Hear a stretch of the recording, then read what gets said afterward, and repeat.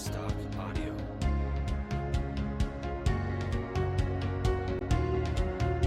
iStock Audio. My name is Kayla, and I'm working on a cyber extension, and I'm reading about how Jamaica and the Caribbean islands are different. And I like using the computer because I'm more focused, and I love using the computer at home. And it's really fun. I like it a lot. At Park Avenue Elementary School, they wanted to help 6th grade students prepare for the ELA and math assessments. With a program that helps us go online and work with the teachers in the classroom, we work on assignments that are created for us to become familiar with the content and design of state assessments. We can work at our own pace and get help based on our specific needs. A lot of us even ask for more work after the school day ends. By starting at this process as early as 6th grade, we can hopefully have more opportunities at the secondary level to take courses that we would not otherwise be able to take.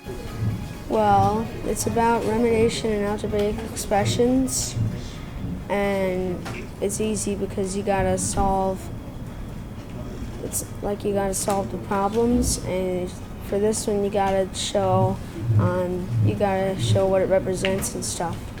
And when you get stuck on something, you just raise your hand and Mr. D will come to you, but when he's working with another student, you gotta wait. But then when he comes to you, he'll help you and he'll show you what to do. And why I like it, it's better than paper. Because on paper, you could scribble on it and you can't scribble on the screen, and it's easier for me because the numbers will never go away unless you press backspace. I go on cyber extension, and I think that cyber extension is a lot easier than doing it on paper, because if you do it on paper, sometimes it's hard to read the words because might not have enough ink in the words, and I can't really see the words. Over here it's always clear. And plus, when I'm answering a question, I don't have to circle, then I have to erase if it's wrong. If it's wrong, I just click it, and I click another one. And then I just move on to the next question. No, you have to read the passage and then go back.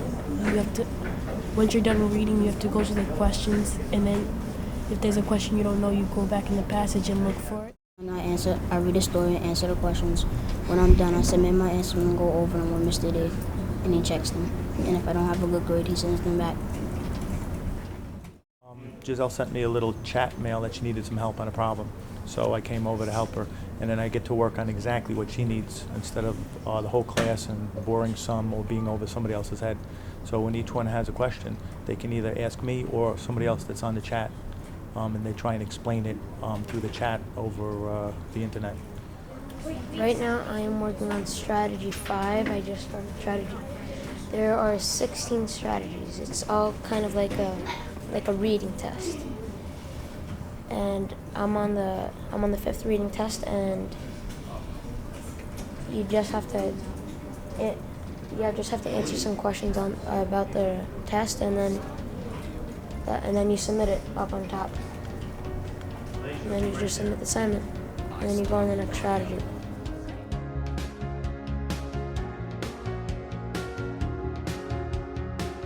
We first became aware of Right Reason technology when we were working in Scranton, Pennsylvania. I was working with Dr. Gulbin there, and we had heard about a successful venture that Right Reason had in the Pocono Mountain School District. They were using it for homebound instruction. I went to the Sewanaka Central High School District, where I was superintendent. Dr. Gulbin was an assistant there with me. And it was another large school district, all high school students. Consequently, there were a lot of suspensions and a very extensive homebound program. And we were looking at costs and discovered that the year before we arrived, the district had spent more than $750,000 on homebound instruction. We thought it was excessive, and it wasn't very effective. The students were not doing well when they came back into the regular program. So that's when we looked at Right Reason as an intervention at that point in time at Sewanaka, and we brought them in to deliver our homebound instruction. We really did not have any discipline problems at all. The students were thriving. Some of their teachers that they had in the past came to see this phenomenon of students doing work that hadn't been doing work before. it really speaks to all we're learning now about 21st century education, meeting students where they are and keeping them engaged. Began the Virtual Academy in the 2008-2009 school year as a pilot program. We use it to replace traditional home instruction. Under the home instruction program, typically students would meet with tutors, and they would find that students weren't working with the curriculum or that they weren't able to be monitored by people within our district. What we had a program that, though it's web-based, it's a blended program. So it's not fully online. The teachers work online, however, our staff is in the room with them. Students work here, and if they have a question, they typically would ask any of the staff that are available, or myself, or the liaison from the company. There's a liaison from the company that's available each day with us. Our current partnership with Amityville has really grown over the years. I worked as an educational liaison in a lot of their programs in the district. We worked as a diagnostic tool for the 7th and 8th graders to help remediate them with some of their weaknesses as far as the state tests were concerned, as well as starting a 6th grade program at the end of last year. This year we're currently working with the 7th, 8th graders and the 6th graders as well with the remediation, but we also introduced an alternative high school program and as well as continuing the virtual platform, using our virtual platform for suspended and homebound students. If a student can't be here for any reason at all, they can work from home and utilize the chat feature in the email of the program. It's remarkable to watch some of these students be able to work at their own pace and be able to run through the program and get through the curriculum. We've seen students excel at this because they can do the material that they typically wouldn't be able to do during the school year, or because they're more engaged. We utilize this program for any students that are out for home instruction for any reason, whether it be suspended students, students out for medical or psychological reasons, or students that might be awaiting placement in other programs. What's been great is to watch the results of the program. We graduated 3 students out of the program last year, and our Regents results were unbelievable. We had 100% passing every Regents exam, with the exception of algebra, and we had an 80% passing rate on the algebra Regents exam. It's a testament to our students, to the staff, and just to the program in itself.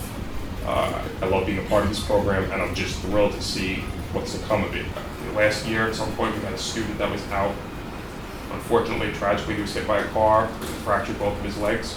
He was in the local hospital and was able to do his work without missing a beat. The hospital set him up with a laptop. He sat there, he did his work via Virtual Academy. The instructors chatted with him via the chat feature of the program. He emailed myself and the instructors back and forth. Talent is pretty evenly distributed among students, but opportunities are not. And there are many students in our schools today that have different levels of opportunity. For example, our English language learners. They're expected to produce the same kind of test scores on the same assessments as American-born students, and they do need more opportunity. So we were fortunate last year. We got a grant through the state of New York, ESL Bilingual, and we called it Cyber Success Academy.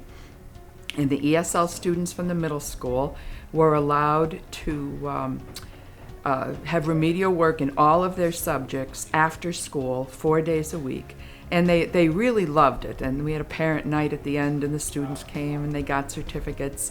And they're already asking if we're going to do it again this year. One of the things that the district wanted to do was improve and expand the opportunities for alternative school students, alternative program students.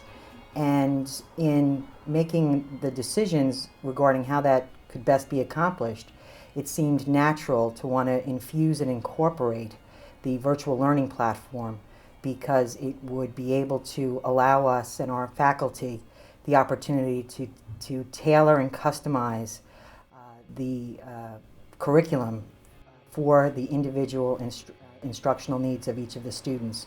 So we really have a true differentiated instruction platform that is inherently a part of the virtual program.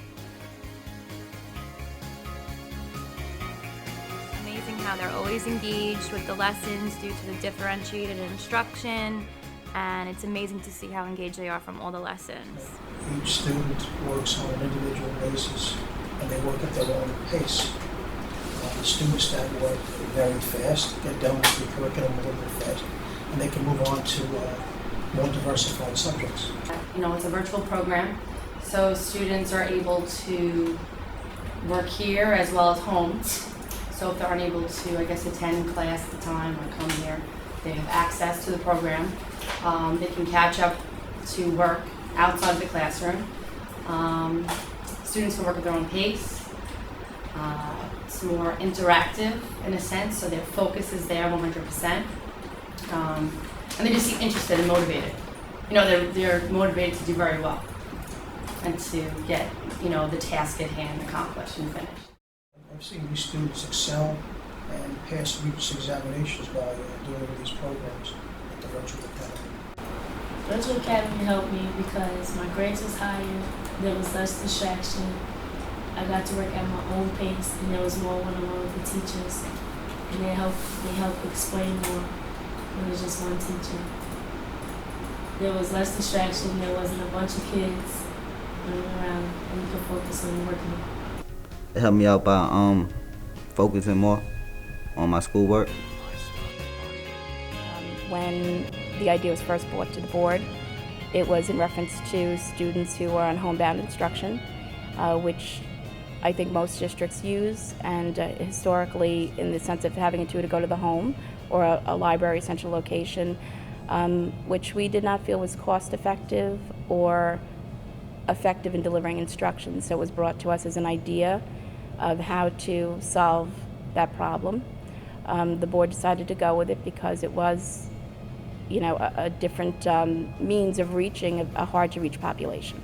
So when we came to Amityville, once again we looked at our homebound experience and found that it was very inefficient. Some of our homebound tutors were going off to homes and finding that there was no one there. Sometimes they would try to meet students in the library, they would not show up. And we were paying these people for their time even though there was no instruction being delivered. So once again, homebound instruction was proving to be an inefficient enterprise. So once again, we looked to Right Reason for a virtual solution, and at that point in time, we introduced once again the Virtual Education Academy as an alternative to homebound instruction. It's one of the few programs I think that actually helps a school board in the sense that it allows you to balance those two things that you're most charged with, delivering quality education to students and being cost effective in doing so and answerable to taxpayers. It's less costly, there's more accountability, the students get more out of the program, so I think overall it's been a real win-win for the district and for the students. It's a very exciting time here in our district in Amityville, thanks to the leadership of Dr. John Williams, who has really supported and provided great opportunities for the opportunity to explore technology-embedded instruction. And the virtual program best exemplifies this type of learning. We always felt with this way of educating that your limits are only limited by your own imagination. And every success we have opens up a new opportunity. I know we kind of drive our project managers insane because we keep coming up, what if, what if, what if? And they're very responsive, and we've been able to implement some additional Regents prep. We used it in summer school this year because, as you know, budgetary reasons, for budgetary reasons, many districts actually had to stop summer school. We were able to continue summer school, but we were able to cut down the cost by using the virtual in some of the classes. So these are from that germ of an idea with the incubator company in East Stroudsburg. Look at all we're doing now here in New York for our students to give them the opportunities they need to learn and succeed in the 21st century. iStock Audio.